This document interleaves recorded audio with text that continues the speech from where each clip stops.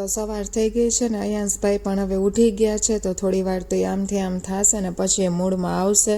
તો હું પણ બેઠી છું અત્યારે એની પાસે થોડી વાર, ને બસ અમે થોડી વાતોચીતો કરીએ છીએ અને પછી હું એને લઈ જાઉં છું નાસ્તો કરવા માટે. તો મેં નાસ્તામાં જ એની માટે ઉત્તપમ બનાવી દીધો હતો, તો પછી એને મેં બેસાડી દીધો નાસ્તો કરવા માટે. ને નાસ્તો કરીને પછી થોડી વાર ટોયસ સાથે રમ્યો ને પછી હું એને બોલાવવાની પ્રેક્ટિસ કરતી હતી, પણ એ ક્યારેક એકાદ વર્ડ જ બોલે છે, હજી કાંઈ બોલતો નથી વધારે કંઈ.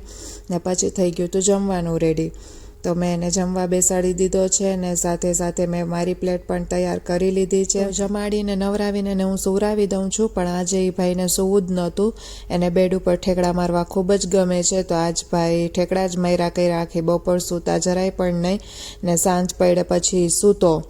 તો પછી મેં આજે ડિનરમાં મુઠિયા ઢોકળા બનાવ્યા હતા અને અયાંશ માટે મેં ઉપમા બનાવ્યો હતો. તો ઉપમા પણ એને ચમચી હારે પોતે જાતે જ ખાવો હતો, અમે એને ખવડાવતા હતા તો એને નથી ખાવો. તો બસ આજના વ્લોગમાં આટલું જ. મળીશું કાલે ફરીથી નવા વ્લોગ સાથે. ત્યાં સુધી બધાને રામ રામ ને જય શ્રી કૃષ્ણ.